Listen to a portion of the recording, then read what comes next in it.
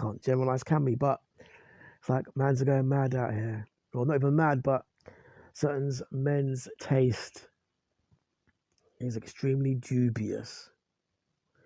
I'm looking at the case today regarding, yesterday regarding a case that I recorded at the time regarding the Lost Prophets lead singer Ian Watkins, who carried out some heinous crimes, which I'm not going to go into here, which I'm not going to delve into now. But from what I've read, he'd been unalived by 2 prisoners at Wakefield Prison. And from what I've read, one of them is a grime artist. So obviously, the grime artist, I believe, was inside for a misidentity killing of a civilian, and the other guy was inside for the rape and I think unaliving of a female. Both wrong uns. So let's dive into it in regards to that. And also another case I'm going to touch on is the one regarding the football referee, David Coates. So, let's get into that, which is a shock. The man, I'll deal with the David Coates one quickly. I'll deal with both, then I'm going to move on. But ex-referee David Coates admits to CHILD offence image. Former Premier League referee David Coates has pleaded guilty to making you have to read the article, BBC article, a certain image of a child. The 43-year-old devil, in my words, appeared at Nottingham Crown Court over an allegation relating to a Category A video, the most serious kind recovered by the police in February. So, we're going to deal with that, and then I'm going to touch on this other case regarding the what I just mentioned. Well, what I originally mentioned is Ian Watkins thing, which regarding the guy who was killed by the two prisoners. The former Lost Prophets frontman, who was serving a 29-year sentence, was fatally injured in an incident at HMP Wakefield Prison, as I stated, a high-security jail, just after 9:30 BST on Saturday. There's been a provisional trial date set for the 2 men accused of murdering the PDFfile singer in prison, and that's according to BBC News. But basically, with regards to these two demons, that'd be Ian Watkins and this David Coates. Ian Watkins, the singer, and David Coates, the referee. Both these guys are in the public eye. Not that it makes it right, but are they that much incensed and engrossed in their crimes that they can't see that being high profile, the spotlight's on them? Does it mean so much for them to do that? I mean, like I said, or because they're in the public eye doesn't mean that they're doesn't make them exempt for what they're supposed to do. But then again, that proves the point. They are so demonic, there's so much in them that they have to carry it out. I mean, Gary Glitter, look how high profile he was. And he was doing the same demonic shit.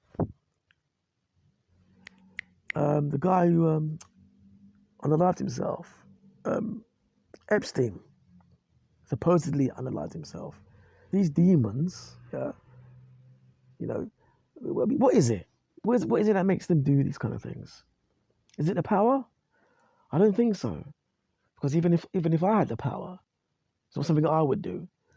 And, there's always those people that say, well, if you have immense power, if you don't have power, you don't know what you would do if you had power. I negate that. That's not true.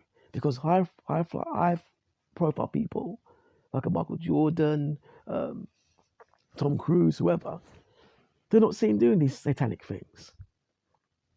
And it is Satan. This is what mob people would call hell on earth. In the case of Ian Watkins, the singer, yes, he should be unalived. He should go for that. Question mark regarding one of the killers, one of the murderers, who was inside for one of this practically the same thing. Although I would not say it's as well. A demon's a demon, isn't it? But the grime artist who was in prison, can't recall his name, and I don't want to recall his name actually because it may seem like I'm indirectly bigging him up and giving him a pass. I mean, although he killed someone, I don't know the full story, and it was a mistaken identity. If so, then he's the lesser of the three in terms of, in terms of Ian Watkins, the other guy who was with the guy when they both carried out the murder. The grime artist is the most culpable, is the least culpable of the heinous crimes. So maybe, if it was mistaken identity and he's carried out this good act, then maybe he might be able to, in my eyes, he might have to review his case and maybe, reduce that sentence. The other demon, I'm not so sure about that because his crime was horrific. But this guy here, this Ian Watkins guy, I remember that case, and was he seeing Fern Cotton at the time? Oh, not at the time, but he had dated her, and he was a bit of a celebrity. I know that because I know a few of those indie people and their circles, but the guy's a demon. So how are you going to be carrying out demonic acts and getting fans to violate their own? Nah, use Satan. You're the son of Satan.